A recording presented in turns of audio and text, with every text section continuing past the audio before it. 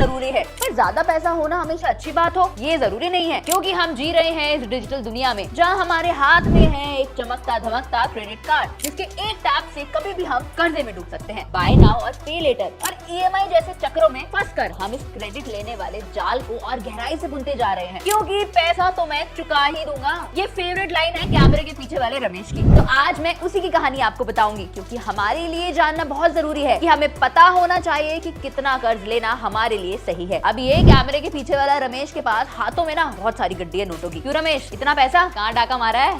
ये EMI के लिए पैसे रखे हैं मैंने, वो अगले महीने इंक्रीमेंट जो होने वाला है तो सोचा इंक्रीमेंट इस बार एडवांस में EMI चुका किसका हो रहा है, मेरा क्यों नहीं हो रहा है? अच्छा एक बात बता, कितना ज्यादा कर्ज बहुत ज्यादा कर्ज होता है? मुझे क्या पता, मेरे पास थोड़ी ना बहुत ज्यादा है। जिस हिसाब से इसके हाथ में पैसे हैं ना, मुझे तो लग रहा है ये काफी कर्ज में है। तो आप में से भी अगर कोई कर्ज लेने के बारे में सोच रहा है या ले चुका है या फिर बस अभी बैंक के बाहर खड़ा ही है, तो रुक जाइए और इस वीडियो को देख लीजिए, क्योंकि अब मैं आपको बताऊंगी कि रमेश के पास कितना कर्ज होना सही है और इसकी EMI किस हद तक सही है। नमस्कार दोस्तों, मैं हूँ मानसी और आप देखना शुरू कर चुके हैं फ्रीडम आपका मनी हिंदी चैनल। चलिए जान लेते हैं कि आप में से आखिर कितने लोग हैं जो एक्चुअली कर्जे में डूबे हुए हैं, हमारे रमेश की तरह। तो इसके लिए हमें सबसे पहले समझना होता है अपना डेट टू इनकम रेशो। ये हमारी इनकम का कितना परसेंटेज है जो डेट के लिए पे करना है वो बताता है। क्यों रमेश, महीने की तनख्वाह कितनी है? 50 के आसपास है। अब इसकी महीने की तनख्वाह है 50,000 रुपए और ये अपनी EMI में दे देता है 5,000 रुपए। अब इसकी कैलकुलेशन क्या होती है? तो टोटल मंथली डेट को डिवाइड करना है हमने टोटल ग्रॉस मंथली इनकम से और मल्टीप्लाई कर देना है 100 से। करके देख लीजिए 10 आएगा, यानी रमेश अपनी सैलरी का 10% जो है वो EMI में दे देता है। DTI रेशो यानी डेट टू इनकम रेशो का मतलब क्या होता है? ये वो रेशो होती है जो बताती है कि आपकी मंथली इनकम का कितना हिस्सा आपके डेट पेमेंट में जा रहा है। सिंपल भाषा में अगर बोलूं तो अगर आपका DTI 15% है तो इसका मतलब ये है कि आपकी मंथली इनकम का 15% आपके लोन्स या फिर EMI में यूज हो रहा है। बैंक्स और लेंडर्स के लिए लो DTI रेशो आइडियल होता है, क्योंकि इसका मतलब है कि आप अपने डेट्स अच्छे से मैनेज कर रहे हैं और ज्यादा ओवरबर्डन नहीं है। अगर DTI हाई हो तो इसका मतलब है कि आपके पास इनकम के मुकाबले ज्यादा डेट्स हैं और उस केस में लोन मिलना थोड़ा मुश्किल हो सकता है। अगर मैं आपको बोलूं कि आइडियली आपकी DTI रेशो जो है वो समवेयर अराउंड 35% से ज्यादा नहीं होनी चाहिए, तो आप क्या कहोगे इस बात को अगर मैं जरा घुमा फिरा कर बोलूं? तो बैंक्स आपको DTI रेशो के चलते लोन नहीं देंगे। चलो अब इसके बाद ना कुछ रेड फ्लैग समझ लेते हैं। रेड फ्लैग समझते हो ना?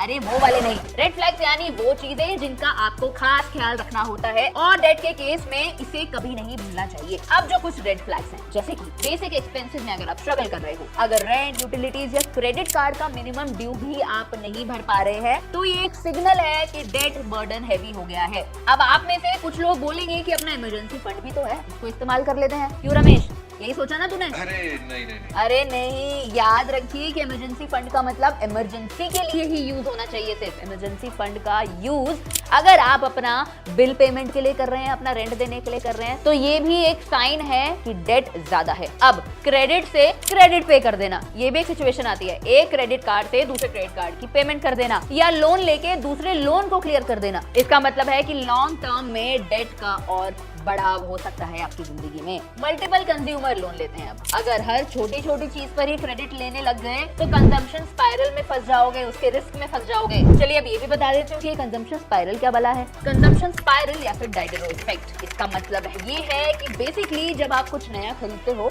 तो उसके साथ साथ रिलेटेड चीजें भी खरीदने का आपका मन करने लगता है। ये यूजुअली एप्पल प्रोडक्ट के साथ तो बहुत होता है कि एप्पल का फोन है, एयरपॉड्स भी चाहिए, वॉच भी चाहिए, आईपैड भी चाहिए, सब कुछ नया नया बस खरीद लो कि एक चीज है हमारे पास, हमें सब कुछ साथ में खरीदना है। उसकी एक्सेसरीज हो सकती है, वो सबवे प्रीमियम सब्सक्रिप्शन हो सकता है, ऐसा कुछ भी। ये एक चीज अपग्रेड करने के लिए प्रोसेस कभी कभी पूरी लाइफस्टाइल को अपग्रेड करने के लिए हमें अंदर से चाहत बढ़ा देता है हमारी। लेकिन इस बाइंग साइकिल से निकलना काफी मुश्किल हो जाता है और इस लूप में हम फंसते ही चले जाते हैं और एक डेट ट्रैप क्रिएट हो जाता है। इससे निकलने के लिए ना आपको गुड डेट और बैड डेट में भी डिफरेंस पता होना चाहिए। Not all date is bad. अगर डेट को सही तरीके से मैनेज किया जाए तो ये फायदेमंद भी हो सकता है। गुड डेट यानी जैसे एजुकेशन लोन का एक मैनेजेबल मॉर्गेज जो आपने अपनी फ्यूचर अर्निंग्स के लिए दिया है और अब फाइनेंशियल पोजीशन के बाद उसको इंप्रूव कर सकते हैं। बैड डेट अगर खर्चा किया है जिसमें लग्जरी आइटम्स आ रहे हैं, एक्सपेंसिव गैजेट्स आ रहे हैं और EMI पे लिए जा रहे हैं, हाई इंटरेस्ट पे किए जा रहे हैं। इस कैटेगरी में ध्यान रखना होता है कि आपको एक स्मार्ट फाइनेंशियल डिसीजन लेना होता है। तो आपके लिए गुड डेट और बैड डेट क्या है ये भी मुझे बता देना जरा। अब आप गुड डेट और बैड डेट तो समझ ही गए होंगे। रमेश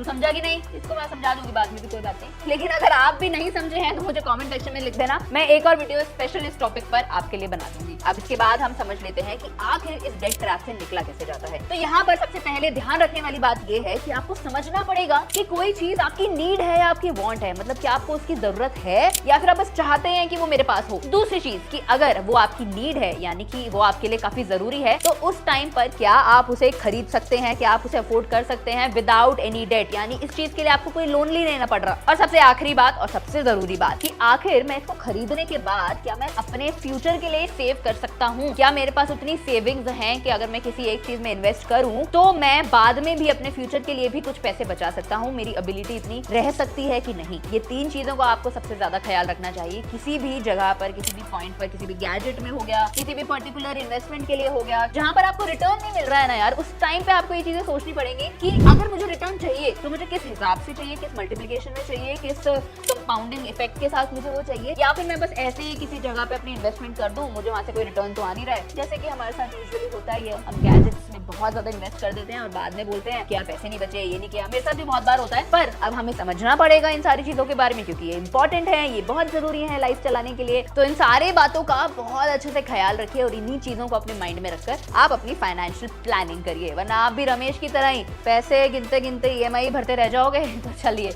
मैं उम्मीद करती हूँ आपको ये वीडियो पसंद आई होगी, समझ में आई होगी। अपने सारे डाउट, सजेशन, फीडबैक मेरे लिए कमेंट सेक्शन में छोड़ दीजिएगा। वीडियो को ज्यादा से ज्यादा लोगों के साथ शेयर करना मत भूलना, चैनल को सब्सक्राइब करना मत भूलना, वीडियो को लाइक भी कर देना क्योंकि इसमें आपके कोई पैसे नहीं लग रहे हैं, कोई लोन नहीं लेना पड़ेगा आपको इस चीज के लिए। मैं मानसी मिलती हूँ आपसे अगली